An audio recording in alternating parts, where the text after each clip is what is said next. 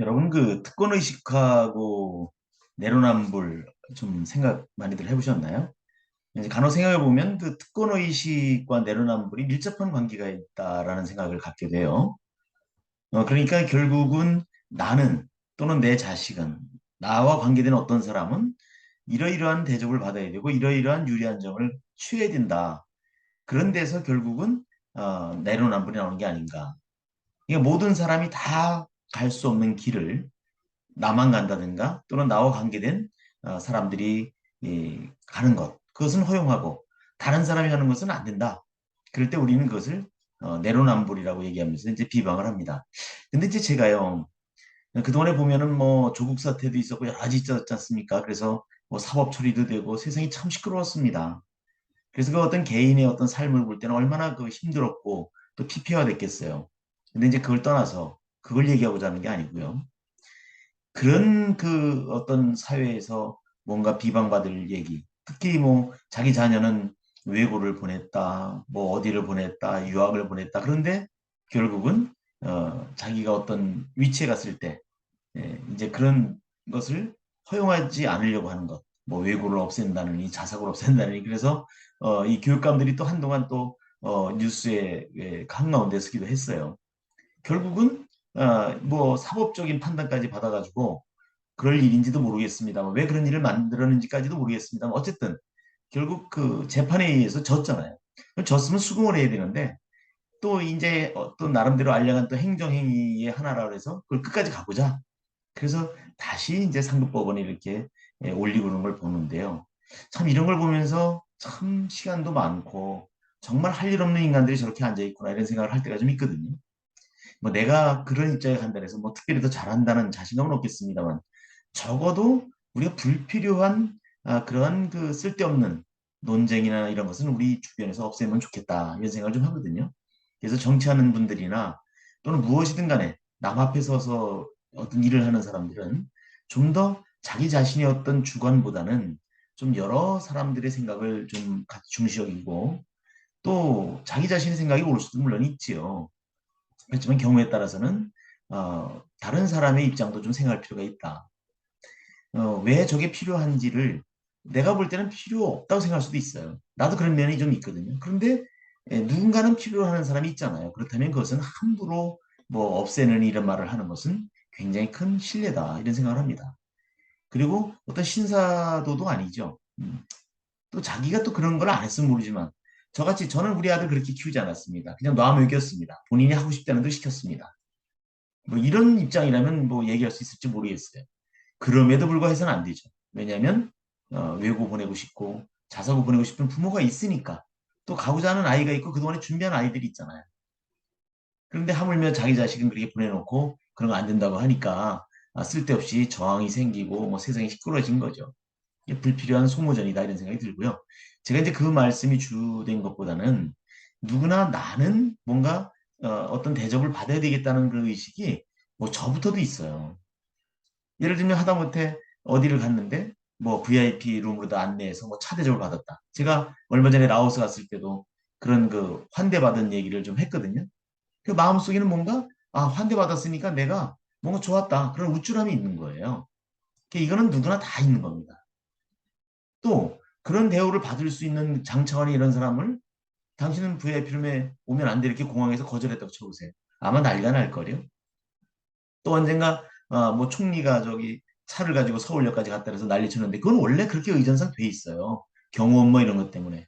근데 그거를 상대당에 속한 그런 총리라 해서 막 그때 거기서 막 그냥 떠들어대는 걸 보고 저 사람들이 뭘 알고서 하는 얘기인가. 그게 무조건 남을 비방하는 것도 문제가 되죠. 그러면 비방을 하려면 자기 자신이라도 그런 행위를 하지 말아야 되는데 그렇지 않다는 겁니다. 자, 하나 또 예를 들어보죠. 그렇게 매일 그렇게 뭐 하는 거를 이게 그 뭐죠? 비방하고 이런 기사를 쓰는 기자가 있었어요. 근데 그 자기 자식 아들 딸을 교육시키는 걸 보면요 엄청납니다. 학원도 엄청 보내죠. 또 어렸을 때부터 보면 그 영어 학원이라고 하는 비싼 데 있죠. 그런데 보내요. 그러면서 그걸 비판하는 기사는 씁니다. 이게 바로 우리 세상이 제대로 돌아가는 징조는 아니잖아요. 너무 좀 안 맞는 거죠.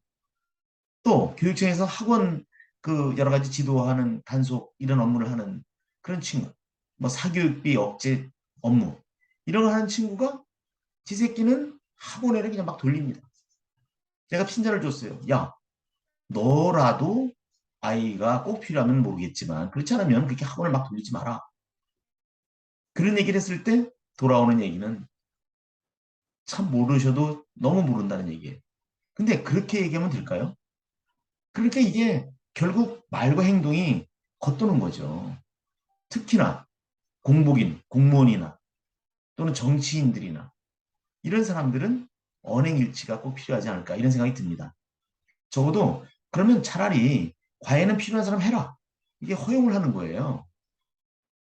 그래야 위법하지 않은 거잖아요. 그런데 그런 게 뭐 나쁘다, 뭐 몇 시간 이후에는 하지 마라. 그래 놓고 지 자식은 더 비싼 과외를 시킨다든가, 더 많이 시킨다든가. 이것은 뒤로는 지가 경쟁해서 자기 아이가 이기길 바라는 거 아니에요.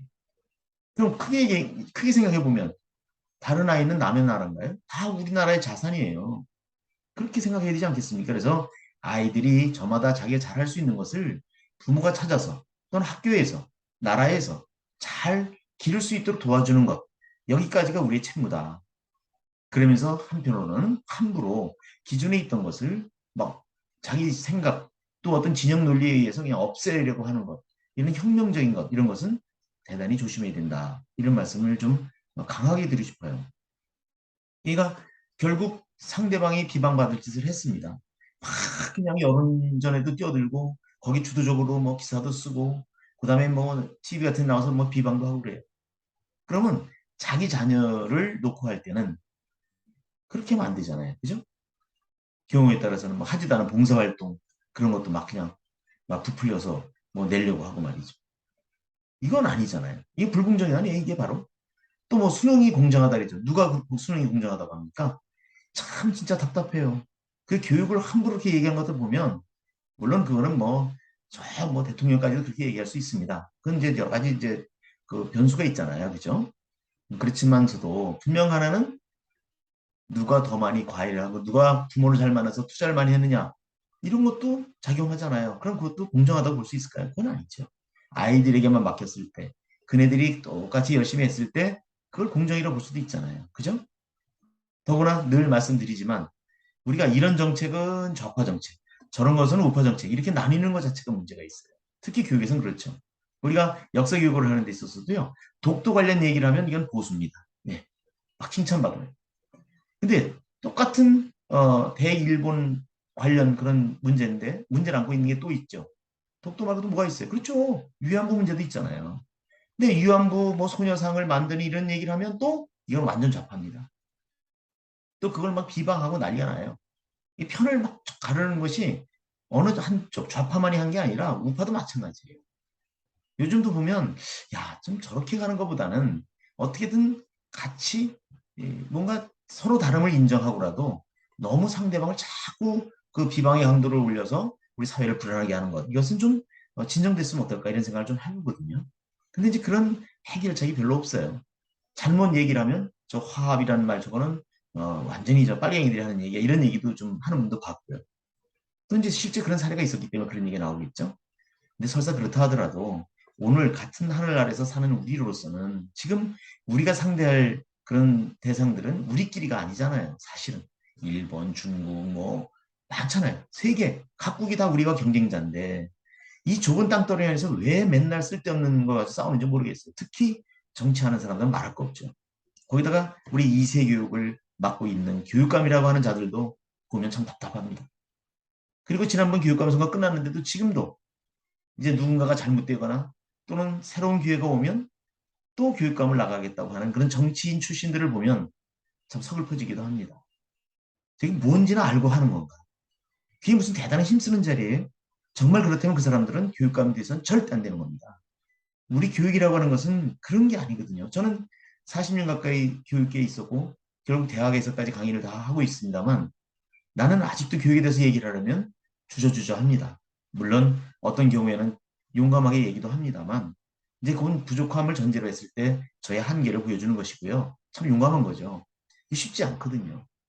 근데 자기 자신이 최고의 능력자라고 얘기를 할 때 저 사람이 정말 정직한 사람인가 그런 의심까지 가게 되죠. 그래서 저는 이제 그 내로남불이라고 하는 것을 너무 상대방에서 찾지 말고 나부터라도 비방받을 짓을 좀 줄여가자. 이런 캠페인이라도 했으면 좋겠습니다. 그리고 내로남불이라는 것도 결국은 특권의식에서 나온 게 아닌가. 그래서 특권의식과 내로남불은 불가분의 관계에 있다. 이런 말씀을 드리면서 여러분들도 한번 이 부분에 대해서 한번 생각을 해보시고 보다 우리가 좀 겸손하게 살 수 있는 방법은 없을까? 같이 더불어서 살아야죠. 뭐 나만 그렇게 뭐 살 수는 없잖아요. 그죠? 그래서 한번 내로남불과 특권의식 이 부분에 대해서 한번 같이 생각을 해봤습니다.